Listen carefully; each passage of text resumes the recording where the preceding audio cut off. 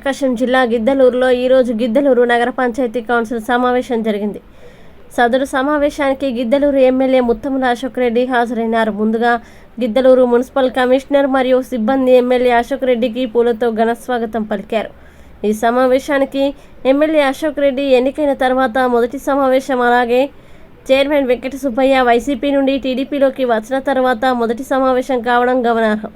గిద్దలూరు నగర పంచాయతీ అభివృద్ధి చేయుటకి కౌన్సిల్ సమావేశంలో హాజరై ప్రమాణ స్వీకారం చేసిన శాసనసభ్యులు ముత్తముల అశోక్ రెడ్డి ముందుగా కమిషనర్ కౌన్సిల్ ఆమోదం కోసం తయారు చేసిన అభివృద్ధి పనుల్ని చదివి వినిపించారు. ఈ సందర్భంగా కౌన్సిలర్లని ఉద్దేశించి మనము ఏ పార్టీ తరపునైనా గెలిచి ఉండవచ్చు, కానీ మనకు ప్రజలు అప్పగించిన ఈ బాధ్యత దృష్టిలో ఉంచుకొని గిద్దలూరును అభివృద్ధి చేద్దాం. 20 వార్డులు నావే, అందరూ కౌన్సిలర్లు నావారే, అందరూ కౌన్సిలర్లు ఏ పని ఉన్నా నా వద్దకు రండి అని కోరిన ఎమ్మెల్యే అశోక్ రెడ్డి ముందుగా అత్యవసర పనులు గుర్తించండి, అవి ముందు చేద్దాం. గతంలో నేను ఎమ్మెల్యేగా ఉన్న సమయంలో నేను గిద్దలూరు నగర పంచాయతీని చాలా అభివృద్ధి చేశాను. మిగిలిన అభివృద్ధిలో భాగంగా అధికారం కోల్పోగా కొన్ని పనులు ఆగిపోయినవి. ఆ పనులు ఇప్పుడు పూర్తి చేస్తాను. ముందుగా త్రాగునీరు, పారిశుద్ధ్యం, ట్రాఫిక్ మీద దృష్టి పెడతానని ఈ కార్యక్రమంలో వెల్లడించారు. 20 వార్డుల్లో సమస్యలు గుర్తించండి, అవి నా దృష్టికి తీసుకురండి. నేను వాటిని ప్రభుత్వ దృష్టికి తీసుకువెళ్ళి పరిష్కారం అయ్యే విధంగా చూస్తాను. కౌన్సిలర్లు తమ వార్డులో ఉన్న సమస్యల్ని కౌన్సిలర్లని అడిగి తెలుసుకున్నారు. ఈ కార్యక్రమంలో మున్సిపల్ అధికారులు, సిబ్బంది, టీడీపీ నాయకులు, కార్యకర్తలు తదితరులు పాల్గొన్నారు. భారత రాజ్యాంగం పట్ల దృఢ విశ్వాస విధేయతలను కలిగి ఉందని, భారతదేశ సర్వసత్తాక ప్రతిపత్తిని, సమైక్యతను, సార్వభౌమాధికారము, సమగ్రతను కాపాడగలనని, నేను స్వీకరింపబోతున్న విధిని విశ్వాసపాత్రుడినై త్రికరణ శుద్ధితో నిర్వహించగలనని దైవ సాక్షిగా ప్రమాణం చేస్తున్నాను. 1,20,00,000 రూపాయలు అవసరమైనది. జూలై నెల నుంచి రూపాయలు అవసరమైనది. అలాగే మోటార్ రిపేర్స్ కు ఒక 10 లక్షల రూపాయలు అవసరమైనది. అలాగే link repairs, damaged link repairs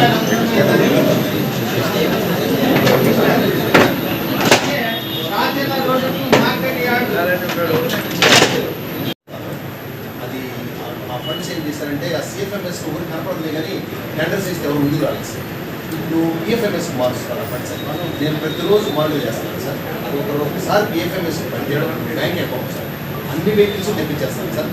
మన సెంట్రల్ నిధులు ఉన్నాయి సార్, మన డబ్బులు కానీ స్టేట్ గవర్నమెంట్ డబ్బులు కానీ మన సాధారణ నిధులు అవసరం లేదు సార్. ట్రాక్టర్లు, వెహికల్స్ అన్ని రెడీ చేసి పెడతాను సార్. నేను అన్ని తమ దృష్టిలో పెడతాను.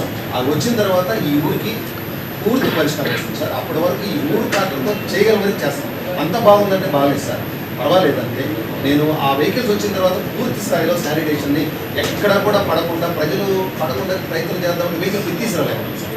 ఆ కన్స్ట్రైన్తో అక్కడక్కడ వనరులు పాయింట్స్ ఉన్నాయి సార్. అది కూడా ఖచ్చితంగా ఒక నెలే సార్. పిఎఫ్ఎంఎస్కి ప్రాసెస్ ఉంది సార్. ఆ డబ్బులు పడగానే వెహికల్స్ వచ్చేస్తున్నాం.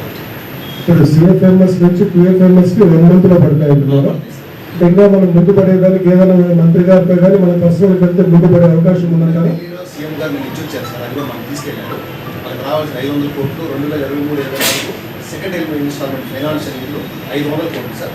అది ఇప్పుడు వస్తే పాత ఏమి లేవు sir. CFMS just electronic amount అంటే అమౌంట్ లేదు, ఫిజికల్గా లేదు. ఇప్పుడు ఆ 500 కోట్లు సీఎం గారు రిక్వెస్ట్ మేరకు వదిలితే ఈ 500 ఇమీడియట్గా మున్సిపాలిటీకి ట్రాన్స్ఫర్ చేసి అందులో వాడుకోమని పర్మిషన్ ఇవ్వాలి సార్. ఈ వెహికల్స్కి ఇంపార్టెంట్ అది కూడా 1 మంత్లో అయిపోతుంది సార్. వెంటనే అది వస్తే బ్యాంక్ ఈరోజు ట్రాన్స్ఫర్ చేసి కలర్ పెట్టుకోవాలి సార్. పిఎఫ్ఎంఎస్ అది కూడా అయిపోతుంది సార్. తమరు కూడా మినిస్టర్ గారు ఇచ్చేస్తారు. ట్రాక్టర్స్ కూడా వెహికల్స్ ఎన్నైతే సపోర్టింగ్ అవసరం ఉంటే తీసుకున్నాము. అది కూడా ఒకసారి మనకు కొంచెము నగర పంచాయతీ డెవలప్మెంట్ కోసం మీకు డీటెయిల్ మనకు యాక్షన్ ప్లాన్ రిపోర్ట్ అనేది ఒకసారి తీసుకోండి. డీటెయిల్ యాక్షన్ ప్లాన్ రిపోర్ట్ తీసుకోండి. మిగతా విషయాలు మీరు నగర పంచాయతీ డెవలప్మెంట్కి సంబంధించింది కూడా వాటిని కూడా మనం కొంచెం ప్లాన్ చేద్దాం. ఫస్ట్ ప్రయారిటీ డ్రింకింగ్ వాటర్ని ముందు సమస్య సాల్వ్ చేద్దామండి. ఎందుకంటే ఇది ఇమ్మీడియట్గా డే బై డే ప్రతిరోజు ఉంటుంది మనుషులకి. ఇది మనం చేద్దాము. ట్యాంకర్స్ అవసరమైన మేరకు మీరు కాంట్రాక్టర్స్తో మాట్లాడి ఇమ్మీడియట్గా ఎన్ని ట్రిప్స్ అవసరమైతే తెప్పించండి. డబ్బు సంబంధించి నేను తెప్పిస్తాను, మనకి ఇబ్బంది అయితే ఏం లేదు. ఖచ్చితంగా నేను మంత్రి గారి దగ్గర పోయి డబ్బు మనకు తెచ్చేస్తాను. ఇప్పుడు ఏదైతే